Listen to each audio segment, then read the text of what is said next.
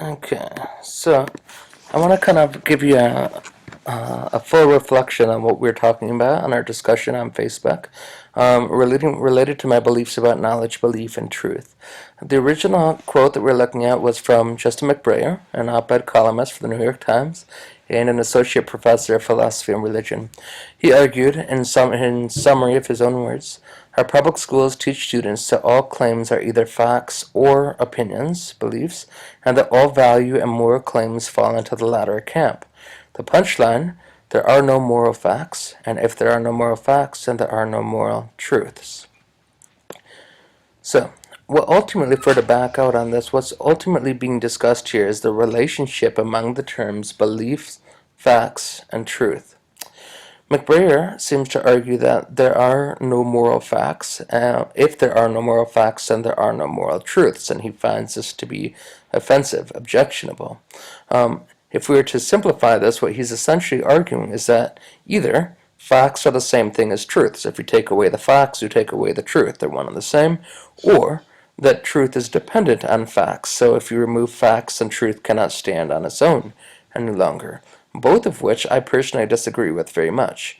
Let me see if I can represent that visually. So he could be saying that moral truths and moral facts are two sides of the same coin, and so if there are no moral facts, then there are no moral truths. Or he could be arguing that moral facts essentially create a pedestal on which we uphold moral truths. And so if those facts disappear, then the truths essentially fall apart.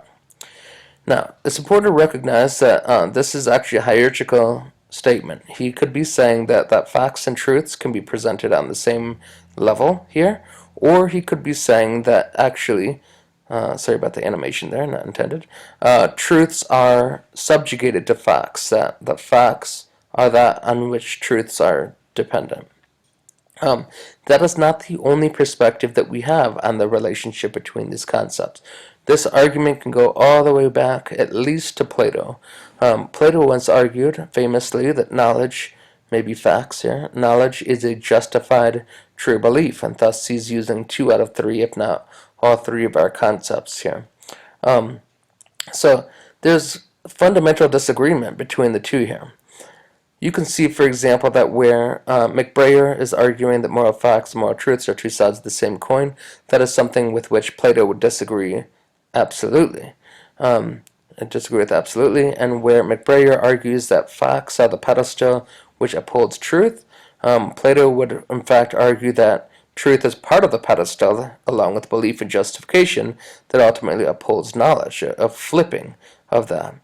In terms of hierarchy, where McBrayer argues that facts and truth are on the same level, or possibly that truth is subjugated to facts, Plato again flips the script there, suggesting that in fact facts are or knowledge, as he might say, is subjugated to truth, along with, in the triad, justification and belief. So, opposing perspectives here. There are, of course, other voices. Let's look at some. J.R.R. Tolkien once said that myths, which are non-factual stories, are not lies. Man is not ultimately a liar. He may pervert his thought into lies, but he comes from God, and it is from God that he draws his ultimate ideals. Not merely the abstract thoughts of man, but also his imaginative inventions must originate with God, and in consequence reflect something of eternal truth. It seems to me that what Tolkien here is saying is that the non-factual can reflect truth, that the telling of fictional stories can convey truth, which would imply that truth, in fact, is independent of facts altogether. Elie Wiesel, in his NPR address called A God Who Remembers, you can Google search that or click this link if you'd like, talks about, he reflects on how he wrote his Holocaust memoir, Night, and why he waited so long to do so. Wiesel articulates the struggle of conveying atrocity with the proper words, the proper pace, the proper melody, or even the proper silence. In subtext, he seems to imply that truth is beyond telling. It must simply be experienced. And so he struggles for so long to find the right words because there are no words to express some things. Madeleine L'Engle, author of the Time Quartet, Wrinkle in Time, and so forth, once said that knowledge is changeable and truth is eternal. It's disastrous to confuse the two, which is exactly what McBrayer is doing, it would seem.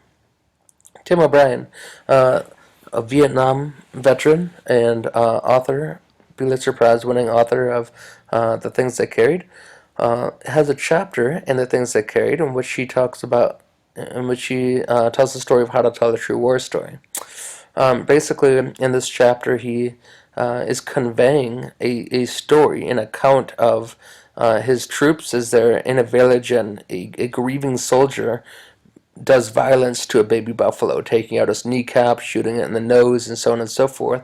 And this is the conclusion to his chapter, where he's talking about people's response to it and his counter response. He said, all you can do is tell it one more time, patiently adding and subtracting, making up a few things to get to the real truth. No Mitchell Sanders, you tell her, no Kurt Lemon, no Rat Kiley, no Trail Junction, no Baby Buffalo. It's all made up, beginning to end, every goddamn detail. The mountains and the river, and especially that dumb Baby Buffalo. None of it happened, none of it. And even if it did, it didn't happen in the mountains. It happened in this little village on the Banagam Peninsula, and it was raining like crazy. And one night a guy named Stink Harris woke up screaming with a leech on his tongue. You can tell a true war story if you just keep on telling it. And in the end, of course, a true war story is never about war. It's about sunlight. It's about the special way that dawn spreads out on the river when you know you must cross that river and march into the mountains and do things you're afraid to do. It's about love and memory. It's about sorrow. It's about sisters who never write back and people who never listen. I hate to boil that beautiful passage down into simplification, but I think what he's saying is that truth is experience. The facts are only true inasmuch as they accurately convey that experience. Of course, you can look at Nietzsche and existentialist and nihilist and their camp in which there is no truth. We're not even going to go there. My point is simply that there is not consensus on what we mean by beliefs, facts, and truth, or the relationship among them.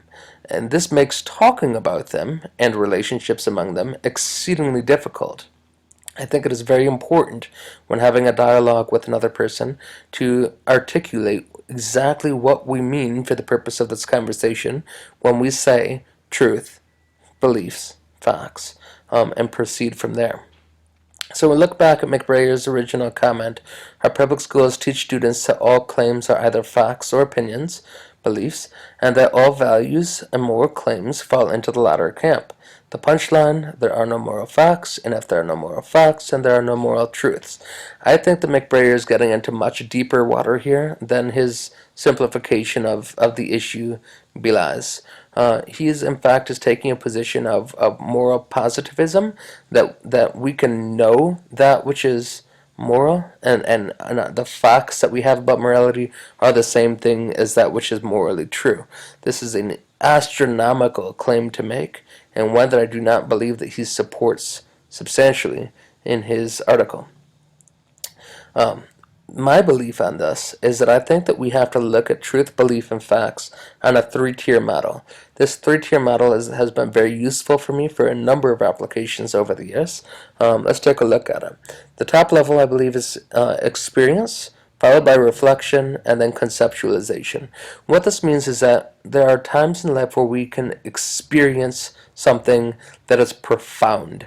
That this is like what Elie Wiesel is talking about here. Those things that it is so difficult to put into words. It could be atrocity or it could be wonder. Maybe it's a piece of music at a certain time in my life. Maybe it's a landscape. Maybe it's a conversation. Maybe it's a moment spent with another person. Maybe it's a moment spent in silence or meditation or prayer or whatever. These moments where we know beyond the shadow of a doubt that we're in touch with something greater, more beautiful, more important than our existence could possibly be on its own.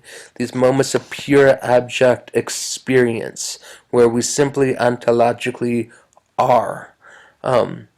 That, I think, is the highest tier, and we can't live there. That's not a place where in our current existence, we are meant to persist.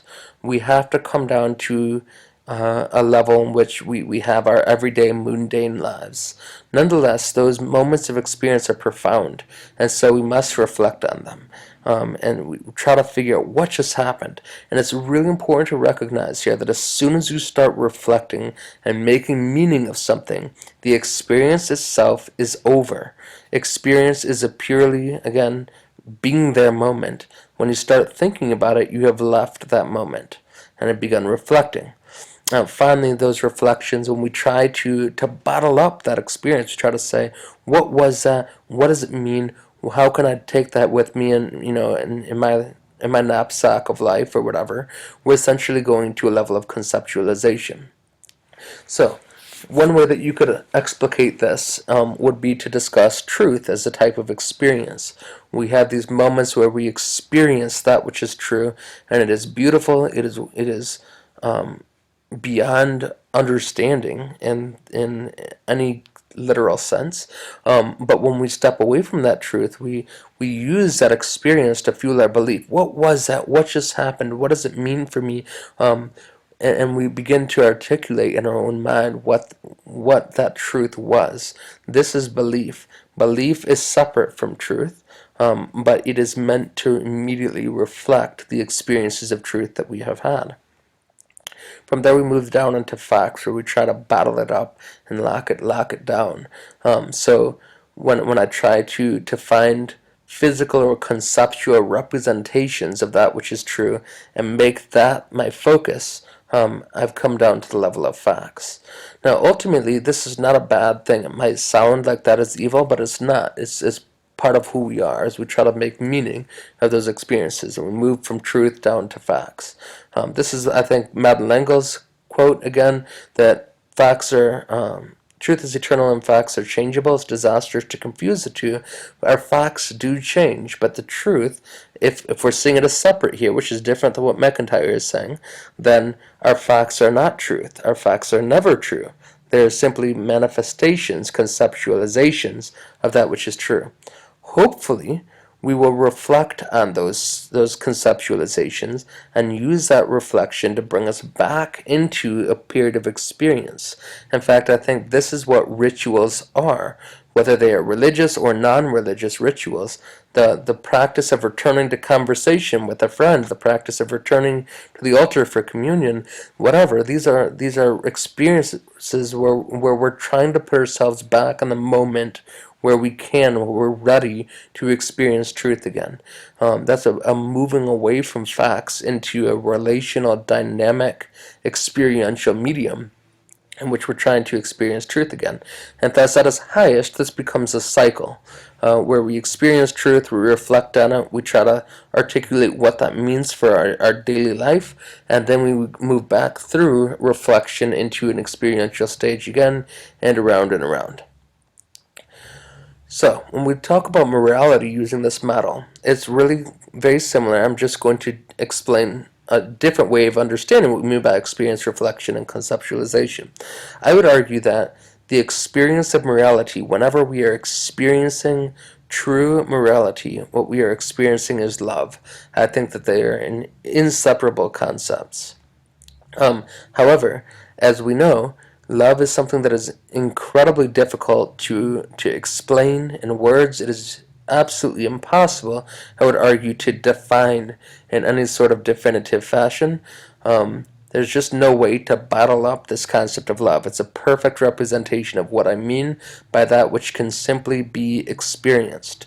However, we have experiences of love or loss of love when people act in ways that are moral or immoral, and we reflect on that. For example, maybe you've been stolen from at some point in your life, and you remember that moment where you realize, oh my goodness, somebody's stolen from me. And then you reflect on that and you begin to feel the emotion associated with that sense of insecurity, that sense of disappointment, frustration, desire for I don't know, revenge or something, who knows? But that reflect that ugliness, that comes as a result of that experience when you reflect on it.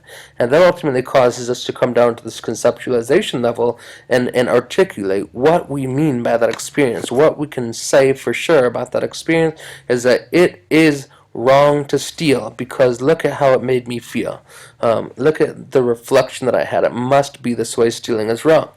Now, in fact, we actually know, anybody with a certain degree of moral maturity knows that that rule, which is a great rule, a great moral law, is in fact not always true.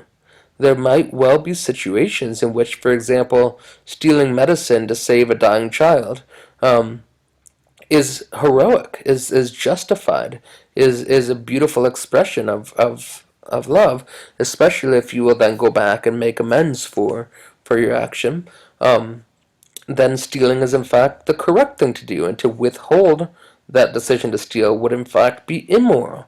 And so, in a very simple expression, we can see that our moral laws or our rules do not perfectly represent that which they are intended to represent. Never will our conceptualizations, our concrete expression of truth, in other words, facts, never will our facts or our knowledge perfectly represent that which is true.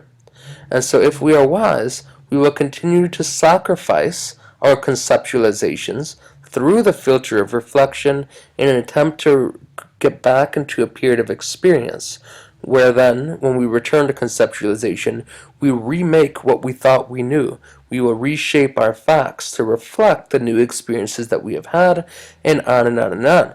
And so this is what Langell is suggesting, that our facts do change. Of course they change, because our experiences continue to grow and change, but that which we are experiencing is eternal. Love is love is love is love is love. It might manifest in different ways, it might be understood in different ways, but that which is love is unmistakably love across time, across cultures, across ages. Truth is truth is truth. It is there, but I do not own it, and I cannot own it. Which is all to say, I think McIntyre was wrong in his presentation of this, and I also think that the public schools are wrong. I believe that McIntyre specifically is focusing on wanting to make morality laws and rules and trying to say that those laws and rules are all there is. This is, stealing is wrong, killing is wrong, whatever, and it's hard and fast rules. Public schools, on the other hand, are honoring the fact that people do have different rules, different perspectives on this, and so in order to accommodate that, we have to move up into the reflection stage, into a discussion of belief, and simply note that people have different beliefs about right and wrong, and just leave it at that. That's the public school's job. Where the public school might itself have a set of beliefs, which I think McIntyre refers to: don't cheat on tests, don't bully your friends, whatever. That's promoting their own beliefs, even as they promote the fact that it is a belief. It's just one that you happen to have to adhere to while you're in this school. It's a school rule, not some sort of absolute rule. I disagree with him that this is a necessary contradiction. I think it is a real-life application of this concept. However, inasmuch as they're arguing for morality is belief, morality is laws, rules, facts, I think they're both partly right and partly wrong. I would argue that morality is, in truth, is love, which I do not own, which I cannot explicate, which I cannot copy down in a set of rules. I can make rules, I can have beliefs, but those are merely manifestations and shadows of the experiential truth of love, of morality, that ultimately I hope that both the laws and the beliefs will ultimately point me back to in a dynamic cycle.